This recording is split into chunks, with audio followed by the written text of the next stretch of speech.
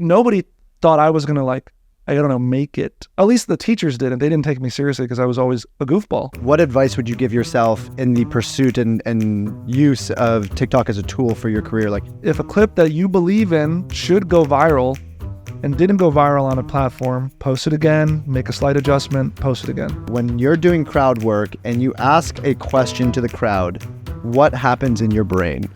It's almost like the hour-long special for comedians is like the album for artists. I am convinced that the hour-long comedy special is dead. Most people underestimate what's possible in a decade, but completely overestimate what is possible in a year. I was going to make it no matter what. Even if I had to charge it on credit cards or something, I was going to do it no matter what. You've found this pocket of like sexually provocative substance matter. I didn't want to like blow my load. What advice would you give to other creatives that are looking to find their pocket or their style or their niche? You got to be your first fan. You got to be your first ticket buyer, your first listener, because you cannot promote something that you don't believe in. Like straight up, like.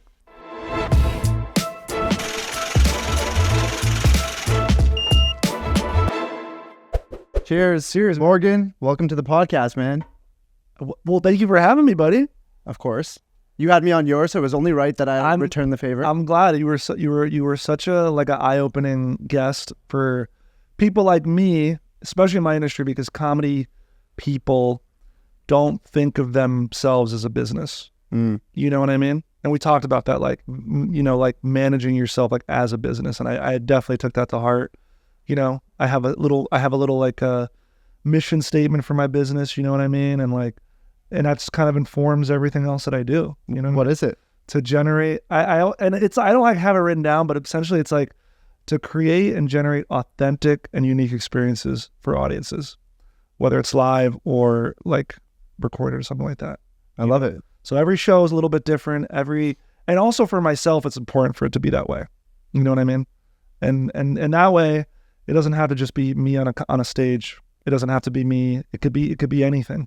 Yeah. You know, it could be an audience of 1, an audience of 10. You know what I mean? I think that's what I first initially saw you at a show that you did at some event in like someone rented a house in the Hollywood Hills. It was around pandemic time. Yeah. Maybe even pre-pandemic time. And I think it was So Far show. It wasn't So Far, but it was through another friend of mine that was a comedian that was performing that night, and you were like the headliner. Oh. And someone was like, "Oh, this dude's really funny." My friend was like, "Yo, this dude's really funny," and he's like starting to grow a little bit. And then you came out with a guitar. Oh, okay. And I was like, "What the fuck is this guy about to do?" Classic. And immediately I was just like, "This is so unique. Oh, no one does this." And I DM'd you after the show, and I was like, "Yo, this was one of the funniest sets I've ever seen." And obviously we became friends. I think then the pandemic happened. Yeah. And I remember we met and talked about TikTok. Yeah. And it was like this exploration of, should I do TikTok? What does that mean? I think at the time you saw yourself almost like a little bit more traditional, like comedian, actor. That was an interesting time, I think, in your world. Yeah, it was super interesting. You know, I'm 36. I started when I was 20. When I was 20, YouTube was new. When I got to NYU, Facebook was still like you had to have a college email address to join Facebook. And nobody was really making content like the way they do now. So it was tough because a lot of people in my, let's say, class of entertainers, it wasn't in our nature. It's not in our nature to do this, right?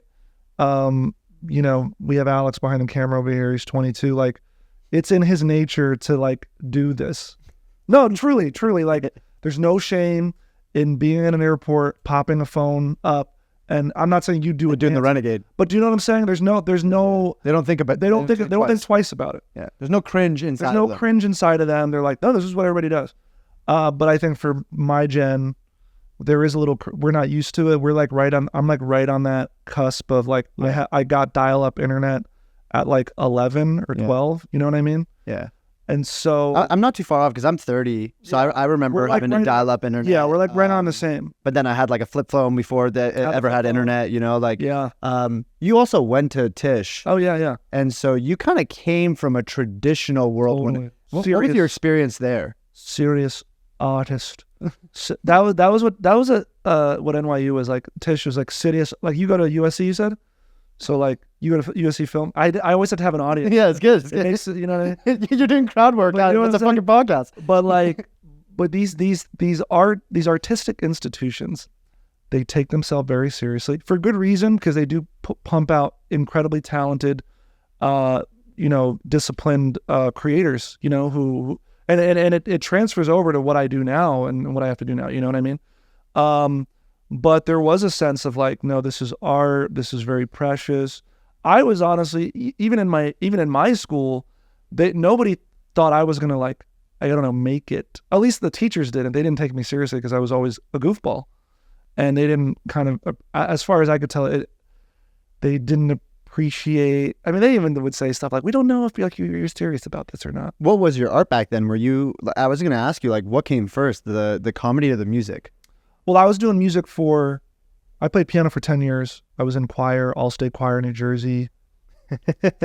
I did drama club, and I was playing guitar in high school, but I didn't bring the guitar or music into stand. That came first, based like as far as entertainment goes, like learning a craft, and then acting happened. And then first week of college, I did the welcome week open mic, which I thought was going to be like, 20 people, but it was 400 students at NYU, because NYU is actually a pretty big university. And it was like I was 18, week one, I was like, let me do it. Because I always wanted to do stand-up. I just thought it was so cool. But it wasn't until like end of freshman year, sophomore year, I was doing a little bit more like once a month, and it was once a week. And then after I graduated, it was like every night, a couple times a night. And then it just went from there. And then the music in the comedy didn't happen until like 6 years after that. Oh, wow. So for 6 years, you were just doing stand-up. Doing jokes and stand-up. Doing jokes. So, and then on the side, you're like playing your guitar. On the side, I'm playing guitar in the stairwell of my dorm, not sharing it with anybody because I didn't think I sang that well. You know what I mean? Yeah. Serious songs at the time. Serious songs. I'm just singing covers. I wasn't writing anything. Yeah. I just like to sing, but after that, after school, I was working at the Container Store. I worked as a bicycle tour guide. I was also a classics minor, so I didn't pick anything that would be, I guess, just helpful, as what our families would say, right? Yeah. Meanwhile, like, we have half like people we know in tech who are like who can't get a job for the last 4 months. I want to touch on like before and after TikTok. Oh, sure. As like two different moments and experiences. Yeah. What I want to try to like highlight and also learn about for me, because this has like always been my fascination chatting with you, is learning about the differences that some of these social media platforms have created for comedians, and also understanding what a lot of people don't know, especially when they don't live in LA, is when people think actors and actresses and people that are in the industry and entertainment, they think of like Julia Roberts and George Clooney and these people who are like mega famous. Most people don't really understand the day-to-day and the life of people who are full-time, but aren't necessarily A-list, B-list names, and are doing auditions and booked for random commercials and spokesperson for brand that like most people haven't heard of. And the navigation of that world as something that you said it before the camera started recording, of like, you're doing that to almost be able to fund the reinvestment into you and your thing and your vehicle. I think a lot of people don't get that glimpse and that insight. Yeah, it really is fascinating. I mean, I think I'm lucky because I come from a theater background, so the trajectory was to act in like commercials, TVs, and films and movies. I always liked comedy, and one of the two things we're going to pop, right? So, as we record this, we're in the midst of a writer's strike. We're in the midst of SAG, which is my union, which is going to go on strikes. Presumably going to go on strike, and then we won't have any work for the next couple of months, possibly the rest of the year, right? So, but I can still do comedy, and that's my business. So, to go back to what you were saying with what TikTok did,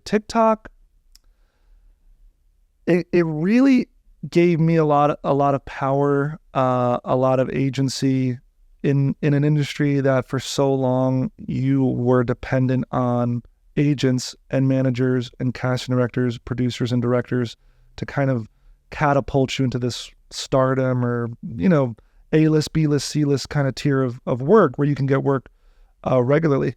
But things are changing, and I think in a good way, like there's this middle class of entertainers that are able to make money. And as far as comedians go, we're all posting clips of crowd work. I was lucky because I was I wasn't even that early of an adopter, but as far as like people in my field of comedy, I was one of the earliest adopters, and there was a lot of people who were like, I'm not posting my clips. People were afraid to post clips.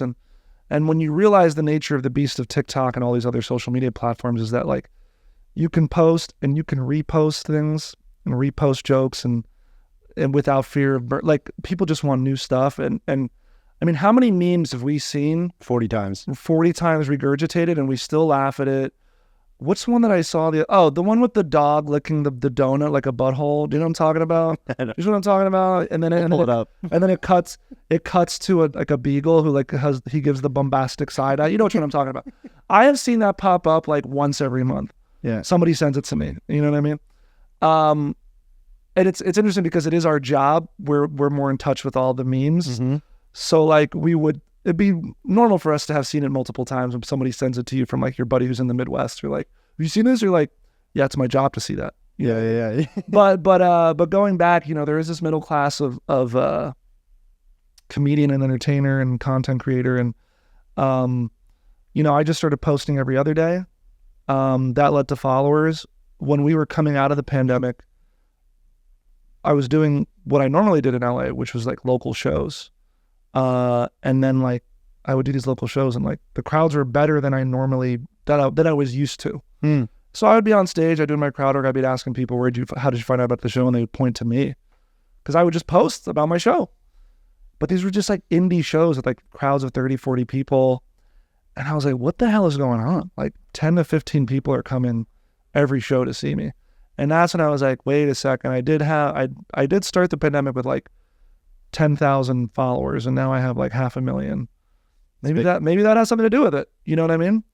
And then I did my own show, my own hour show, sold it out. It was a small venue, like 50 seats here in LA. And then I started noticing more ticket sales. And that's when I was like, all right, let me just double down on filming everything. Yeah. Editing everything, posting everything. That's when I put out an ad for an intern. And that's when it was like, oh wait, now I am turning into a business. I mean, and he was editing for me. He was helping me post and caption and do all that stuff. And that was just more of a reinvestment. You know what I mean? Some clips went viral. I think I've posted over 1,000 little clips on TikTok or Instagram. Yeah, I think it's. I'm curious to know what was the voice in your mind saying that was hesitating. Oh, about posting? What fears did you have about even getting into TikTok? And you also mentioned that like a lot of your counterparts, you were the early adopter. Yeah. Like, what are the other comedians saying at the time about like why wouldn't they do TikTok?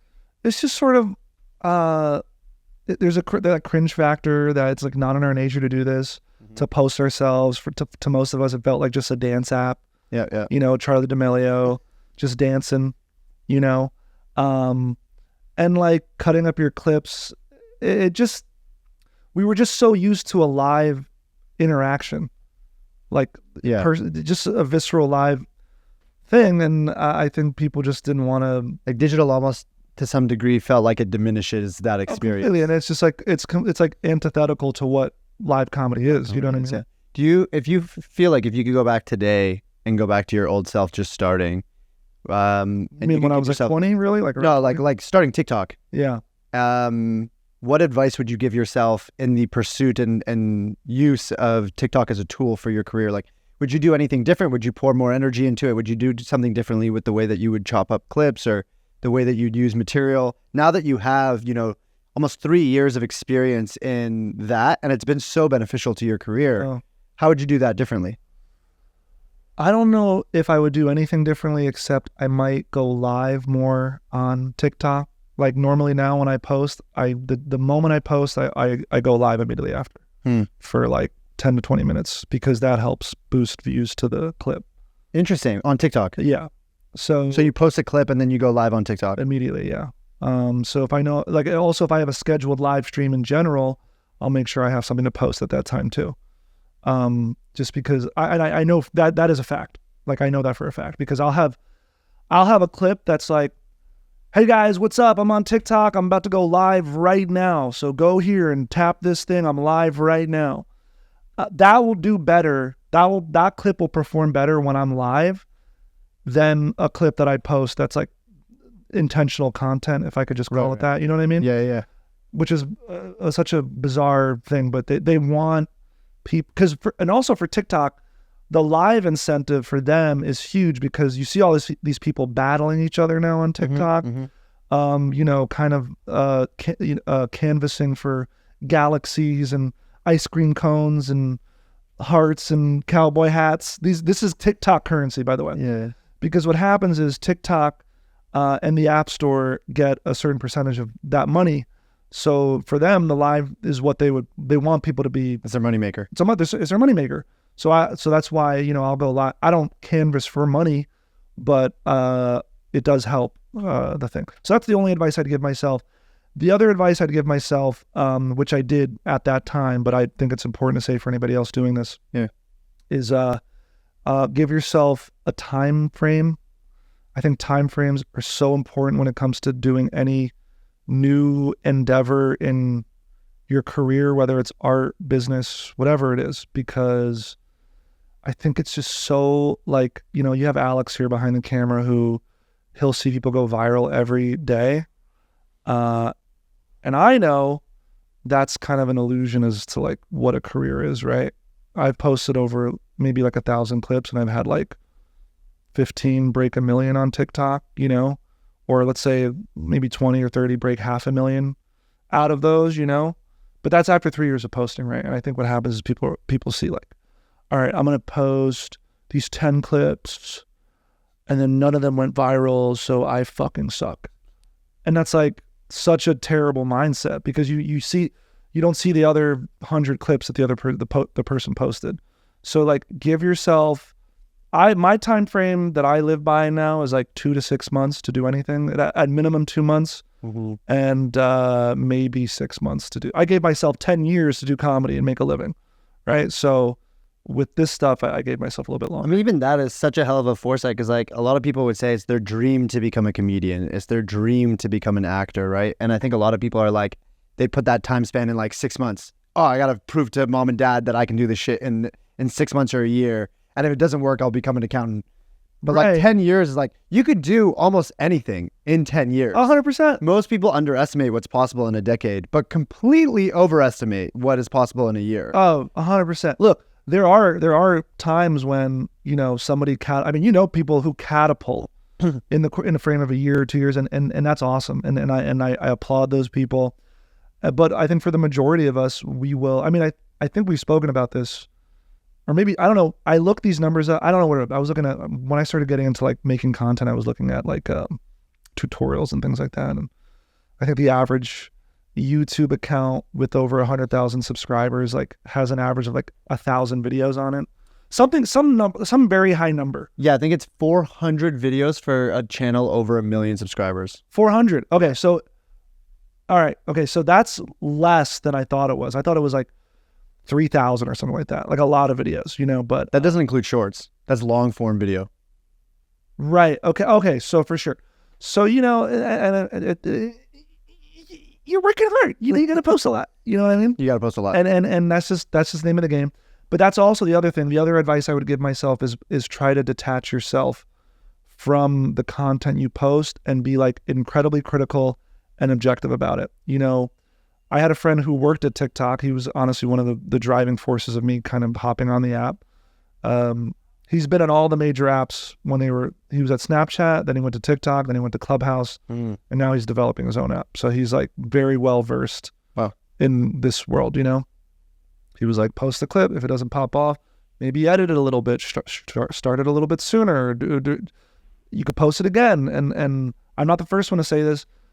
If a clip that you believe in should go viral and didn't go viral on a platform, post it again, make a slight adjustment, post it again. I've done that. I remember the first video that went viral for me was the Paul video. Paul, which I had no idea it was. I didn't think it would. I thought it was a mid clip. Thought it was a very mid clip. So posted it. It got about 2 million views on that first post. I posted it again, like a couple months later, 7 million views. Same video. Same exact video, 7 million views. Posted it 3 more times. It never broke 7 million, but it always did 6 figures. Yeah, I mean, like, posted again, posted and posted again. Because also you got to understand on TikTok, and it's going back to the advice, if you post something and it doesn't pop off, don't delete it. Don't be embarrassed by it. I'm telling you, like, because when you do have a clip that does pop off, everything else will lift. And, you know, if you are part of the creator fund, you will get, all those clips will be monetized. Every single one. Even if you double post something. I've accidentally double posted. I just leave them both up. I don't care. You make double the money.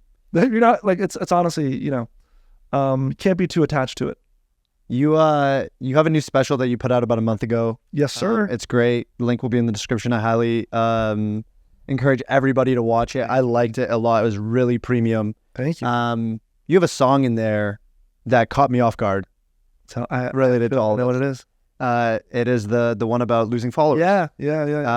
And I didn't expect it watching the special. I was like, damn, this is like, and for those of you, we'll link it, but the point of the song is that you're losing followers, 1,000 a day, and social media is having a negative effect on your mental health. Yeah. So you get into this space. TikTok arguably changes the course of your career. Yeah. But then you took meaningful real estate in your special to actually talk about the detriment that it could also provide. 100%. Yeah. What made you do that? I just thought it was important because, I mean, I'm sure you know, and I know people who work as influencers, and some people have burnout, mental degradation, or whatever you might call it, or little panic attacks and anxiety because, you know, they may not have a boss, but they kind of have like millions of little bosses. You know what I mean? You always answer to someone. You always answer to somebody. You have to fight for relevancy, attention, and it could be exhausting. And the feeling you get, and there's studies proven the dopamine hit you get from opening up that app and seeing that you got a new 10,000 followers is real. But there's also another side of that where, you know, I only lost followers just because that month I just stopped using the platform. I was moving, my life was changing, and I just like didn't want to give time to that. It was just a little bit too much for me, and I just kept losing followers. And it's hard not to ignore 20,000 people. You know, it's a at that time, but then you realize, you know, I think at that time I had around 400 to 500,000 followers, but you have to realize as the numbers get bigger, every number gets bigger. So yeah, the volatility, the numbers you lose is bigger and the numbers you gain are bigger. So, and you just have to realize, like, that is not an indication of your self-worth and value. And you were doing this long before these numbers existed, you know? As a comedian, and then I kind of want to segue into something else, but as a comedian, if you were to draw like a pie chart of where money comes in, from, yeah, like how much of it is from shows, how much of it is from like TikTok Creator Fund, what do you think that pie chart looks like? So let's just group all the social media money together, because I will say, like, Instagram Reels and Facebook Reels pays me nothing because my clips are a little bit too spicy. Yeah. Some clips I can't even boost or promote because they come back like, we can't promote this. Yeah. Because I'm like talking about sex, yeah. you know what I mean? So TikTok, surprisingly, is one of the it's really surprising. Like they'll boost a post with like a couple of F-bombs in it. I don't know. And I'm always blown away by that app's like what they filter out. And do you know what I'm saying? Yeah, because it's like hit or miss. And you're like, some people are out here like showing a titty on here, breastfeeding. You know what I'm saying? You're like, and then I'm over here like offering, I don't know. Anyway, so all the social media stuff probably accounts for like 2% of my income. Oh wow. Yeah. But again, all the social media, it's top of funnel. It's top of funnel, and I use that as, let's just say, advertising. It's just all advertising. It's your marketing budget. Yeah. I'd say like after that, 40% is live performance, and that can be broken into college performances, corporate events, private events, virtual events, and comedy club events. And then the other 60% is as of the last 2 years, it was acting and commercial and TV and film.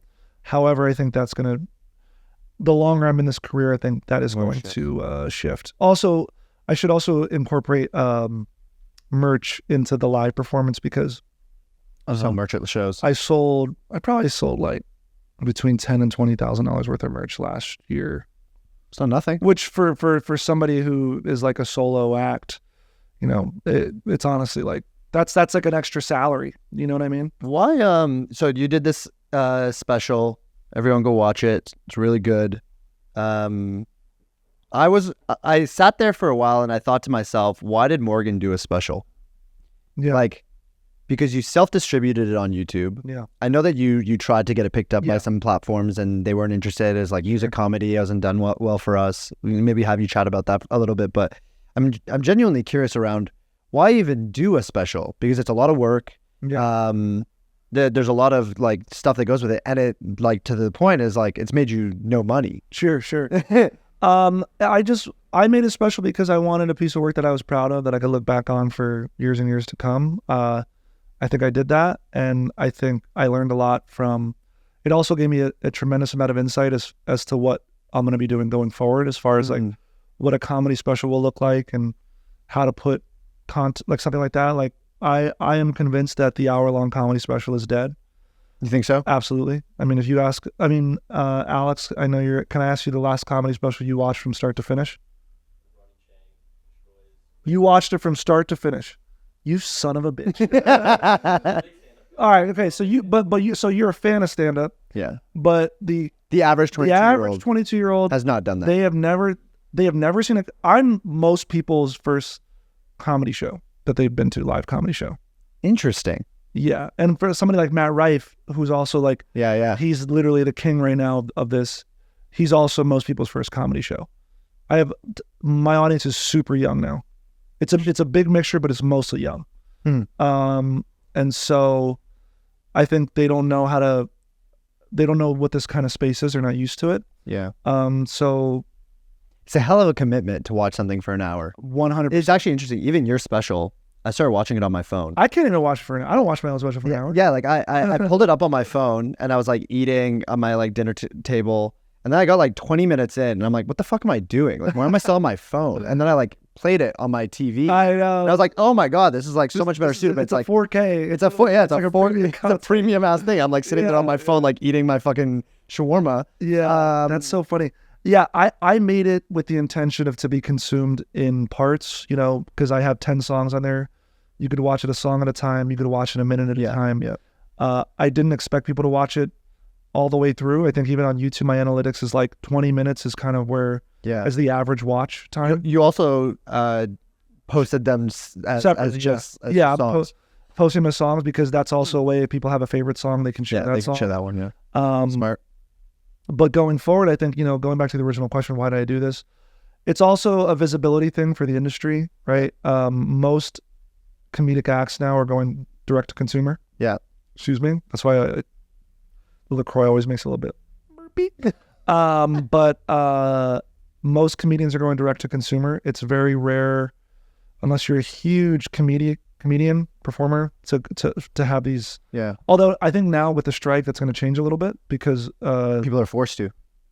Yeah, I mean, comedy and live comedy showcase shows are incredibly cheap to produce, and there's like a surplus of comedians willing to do get on Netflix or whatever it is. You know what I mean? Yeah.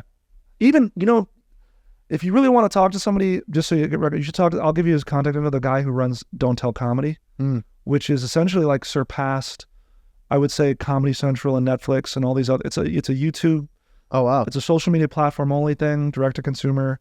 They have broken more comedians in the last year than I think any of the other traditional platforms have. Traditional platforms, as in like these cable television, like Comedy Central, just for laughs. Yeah, which are great platforms. Great platforms, but it's the changing of the tides. It's a changing of the tides. On your special, you had like a thing in the description around like if you want to support, you know, you can donations help out. Did people do that? Yeah, I made several grand back. Nothing crazy. I didn't like again. I wasn't gonna be up there like, please. Yeah. Because I'm not in I wasn't in a financial. I was gonna make it no matter what. Even if I had to charge it on credit cards or something, I was gonna do it no matter what. But I was in a state where I could fund it myself. You know what I mean? Yeah. The reason I ask is because like we did a documentary with the Yes Theory guys. Yeah. A few, but the first one we put out for free on YouTube, and people loved it. I think today it has like 15 million views. Nice. And the next one we did, we were like, oh, should we try to sell this to a platform? And we did the whole meetings with the Netflixes and the Discoveries and all the people. No. They all pretty much said no. Or like the offers that they put were like ass. And we distributed them. We distributed the documentary on our own platform using Gumroad to do a pay what's fair model. Yeah. So people could watch, but they had to pay something, just over $1. So that was the minimum amount you could pay. But for $1, you could watch this special. And that ended up making more money or the same amount of money that we would have gotten from a streaming platform. How many views did it get ultimately? How many like people converted? Yeah. About 50,000. So that's 50. It was like 50, 60,000 people. So if you assume everybody gives $1, people gave. So then the other thing we did was we highlighted the average price. We also asked for 5, but we said if you can't afford 5, don't do 5. Yeah. And then you show the average price, and everyone always tries to do a little bit over the average. Oh, the average. That's smart. So there's like little things within there, but it's like the important. And there was a person, I can't remember the exact number, but it was a few $1,000s. I want to say it was like $10,000. Someone donated $10,000. Yeah. And it was like, you guys have changed my life. Like, thank you for everything. Here's $10,000. Yeah. And I have it, you know what I mean? Like, it's fine. And other people are like, I don't have it. Here's $1. Yeah. And the whole point being is that it's another business model where fans can access the special or the documentary. We also posted it on YouTube like 3 months after for free. Sure. Yeah. So it was like, hey, before we put this on YouTube, if you guys want access to this and you want it to be accessible, here's a really cool way to get it. Yeah. I really like that model, and I think maybe something you should consider for these specials that you do down the road. That was one of the game plans. I thought about that. I think for this go of it, my strategy was I just wanted as much exposure as possible. Yeah.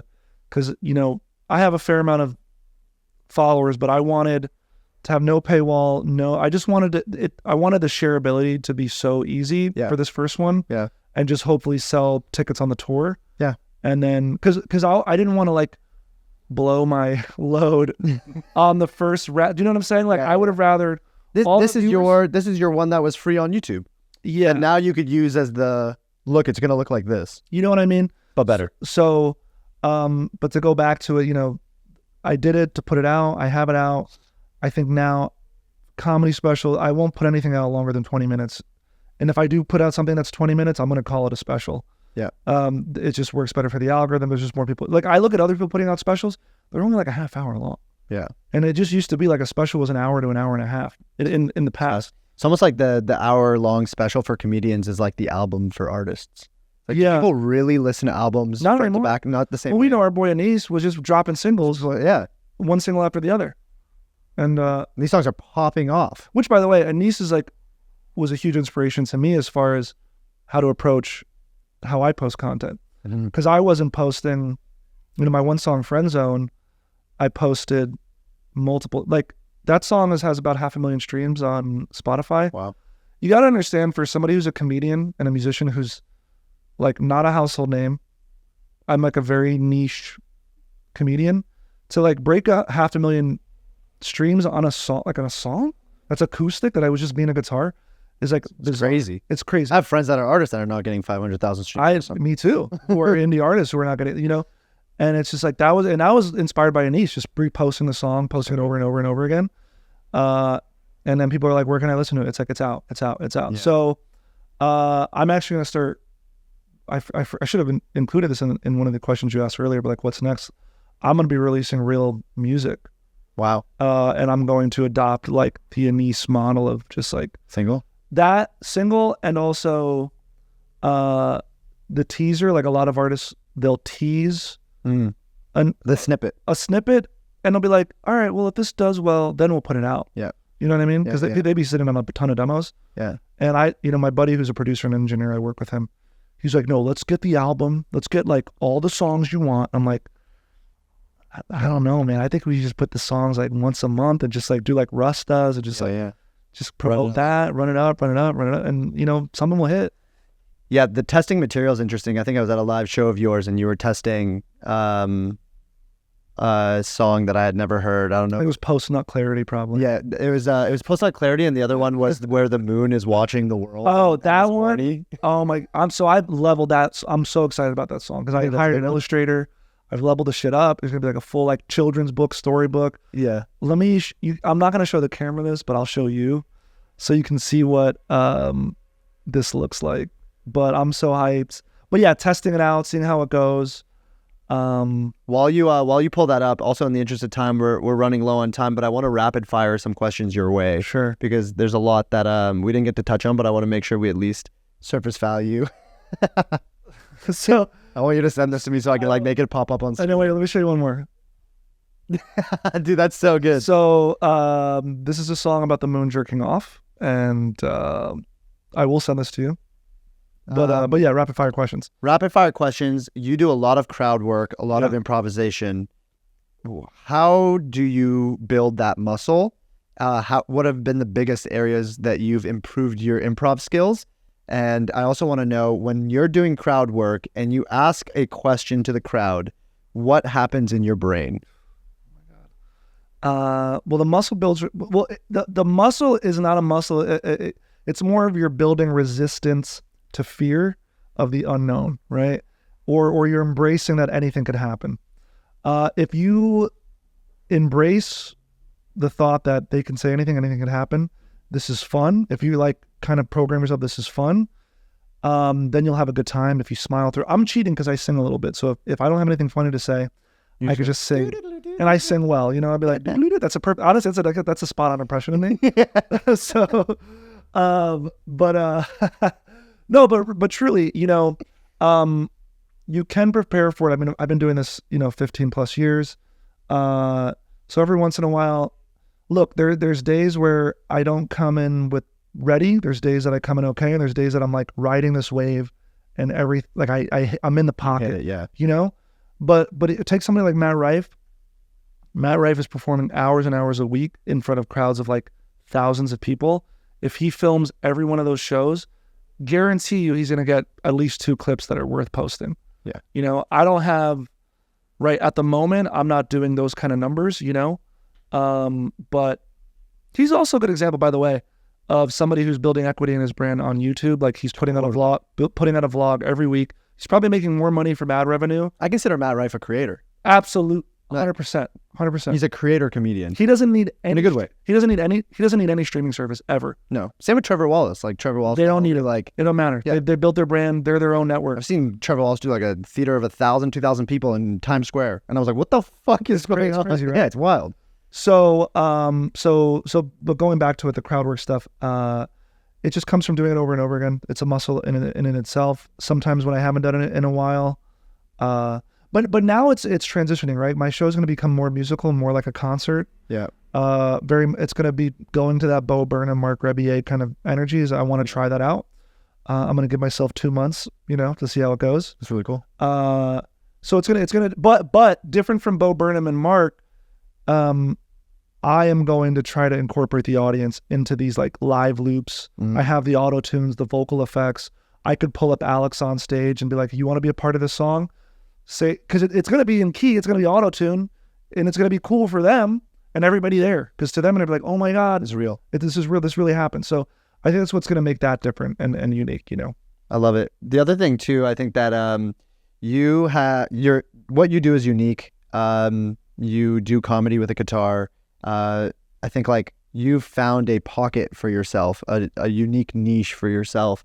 How did you discover that? I know that you've been doing music, so you kind of just merged those two, but I'm curious, like, what advice would you have for others looking to identify their niche? So even outside of that, like you've found this pocket of like sexually provocative substance matter, which is really funny. And like now your brand is almost like being sexually positive. Like even in the special, it's like, I want you to fuck right now. Yeah. I just spoke with my agents a couple of weeks ago about what possible brand deals, and all of them are like Trojan, Durex. No, truly. And like, I'm not against that. I also believe like if I can show the side of me on stage, there won't be any hiccups down the road where like if I'm trying to endorse, like I don't want a brand to get in cahoots with me and be blindsided by like, what's all this about having like fucking? You're like, no, that's who I am. Yeah. But my question is, how much of that was intentional, and what advice would you give to other creatives that are looking to find their pocket or their style or their niche? You know, I just I sing about what I know. And I know about fuck a lot. No, but I'd say the first and foremost, you have to find a balance of an art form you like, a delivery that you and I've said this to you, I think on my podcast, you got to be your first fan, you got to be your first ticket buyer, your first listener, because you cannot promote something that you don't believe in. Like straight up, like I like running the tape back and watching the tape. I like watching myself now. I wish I could buy a ticket to my own show. I know this sounds arrogant, but like I really do. I think my show is fun, and so you got to find something that you like, and naturally, I think the brands will find you that want to work with you. Yeah, you know, people who do like the couple content, you know, these like relationship goal people, they'll promote stuff like for them that work for them, the couples, like how to, I don't know, but it will add up. Mm-hmm. You know what I mean? It will add up. I think we talked about in my podcast how like, because I was asking you what you do, you were like, well, let's say you want to sell a guitar, like, and I think long term, as my audience grows, I will be back here and we will sell a Morgan J, like, you know, limited edition guitar. Love it, with the heart on it. With the heart on it, all that. You know what I mean? Because that's where I think that will work for me. You know? Yeah. So, I love it, dude. Well, thank you so much for coming out. This has been a gift and a pleasure. Yeah. I'm very excited to see you on Just for Laughs, you and the rest of your career. And I've been to 3 or 4 of your shows. Yeah. And I will continue to come all the time because they're some of my best experiences in going to live events. Cheers, bro. So cheers, bro. Thank you for coming on. Thank you, man. Appreciate you guys.